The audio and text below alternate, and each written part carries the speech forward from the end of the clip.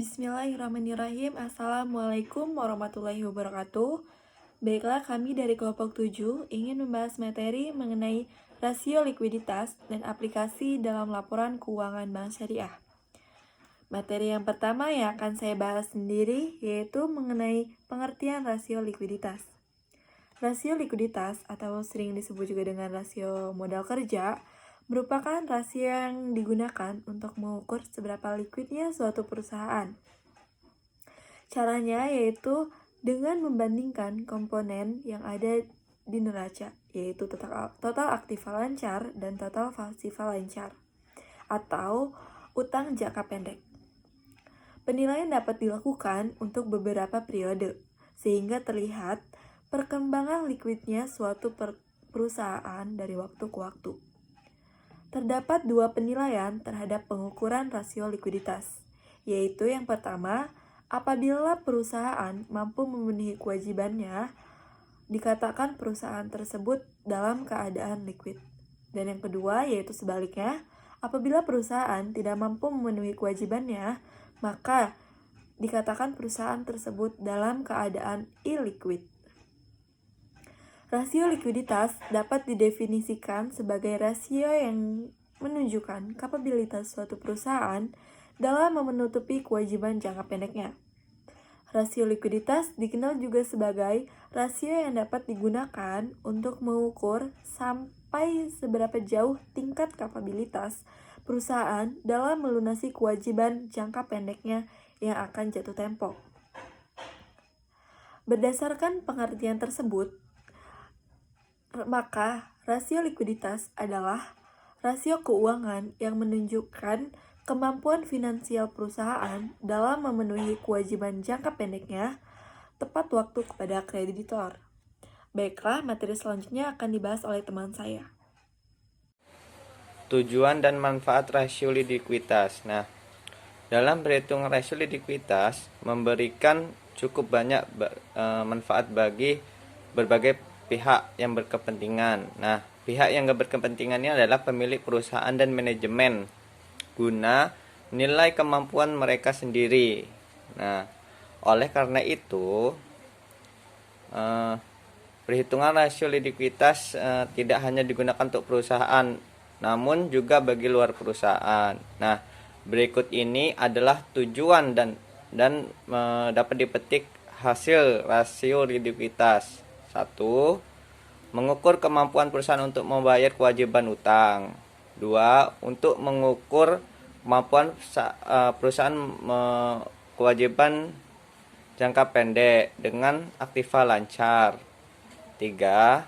Untuk kemampuan perusahaan membayar kewajiban jangka pendek dengan aktiva lancar tanpa memperhitungkan sediaan atau dalam hal ini aktiva kurang lancar. Nah, 4.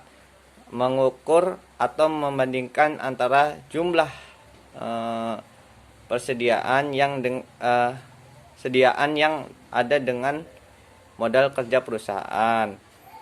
Yang kelima, untuk mengukur seberapa besarnya uang kas untuk membayar utang. 6.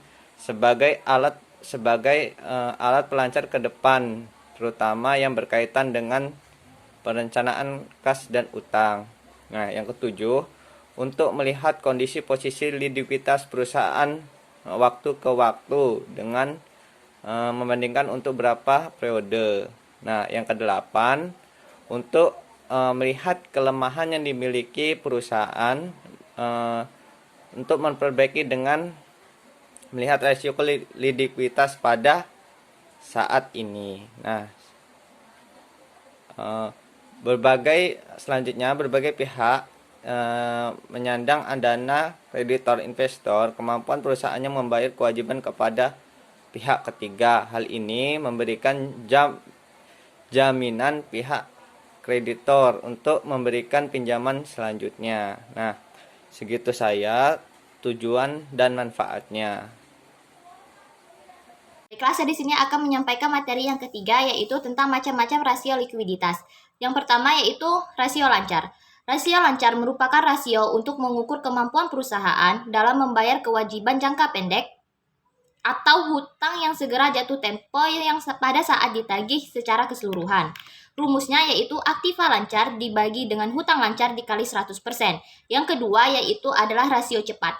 Rasio cepat atau rasio sangat lancar atau acid test ratio merupakan rasio yang menunjukkan kemampuan perusahaan dalam memenuhi atau membayar kewajiban atau hutang lancar jangka pendek dengan aktiva lancar tanpa memperhitungkan nilai sediaan atau inventory. Rumus untuk mencari rasio cepat atau quick ratio yaitu cash asset dibagi total aset dikali 100%. Yang ketiga itu rasio kas. Rasio kas atau cash ratio merupakan alat yang digunakan untuk mengukur seberapa besar hutang kas yang tersedia untuk membayar hutang. Rumus untuk mencari cash ratio yaitu cash or cash equivalent dibagi current liabilitas dikali 100%. Yang keempat yaitu banking ratio. Banking ratio adalah rasio yang dipergunakan untuk mengetahui tingkat likuiditas bank dengan cara membandingkan jumlah pembiayaan yang didistribusikan dengan jumlah deposit yang dimiliki. Rumus untuk mencari banking ratio yaitu total loan dibagi total deposit dikali 100%. Yang terakhir yaitu loan to deposit ratio. Loan to deposit ratio atau rasio pembiayaan yang diberikan dengan dana pihak ketiga adalah keseluruhan jumlah pembiayaan yang diberikan bank dengan dana yang didapatkan oleh bank. Rumus yang digunakan untuk mencari loan to deposit ratio yaitu LDR sama dengan total loan dibagi total deposit plus equity dikali 100%. Saya Heramedi Putri akan menjelaskan mengenai materi aplikasi analisis rasio likuiditas, yaitu dari laporan neraca Bank BRI Syariah 2018 sampai 2019. Yang 2018 yang pertama current ratio. Yang rumusnya aktiva lancar dibagi hutang lancar dikali 100%, yaitu 25.825.958 dibagi 7.978.139 dikali 100%, sama dengan 323,70%. Yang kedua quick ratio. Yang rumusnya cash asset dibagi total deposit dikali 100%, yaitu 6.267.707 dibagi 8.689.987 dikali 100%, yaitu 72%. Yang ketiga cash ratio. Yang rumusnya cash or cash equivalent dibagi current liabilities atau hutang lancar dikali 100%, yaitu 6.267.707 dibagi 7.978.139 dikali 100%, yang hasilnya 78,56%. Yang keempat banking ratio. Yang rumusnya total loans dibagi total deposit dikali 100%, yaitu 20.383.526 dibagi 8.689.987 dikali 100%, sama dengan 234,56%. Yang terakhir loan to deposit ratio.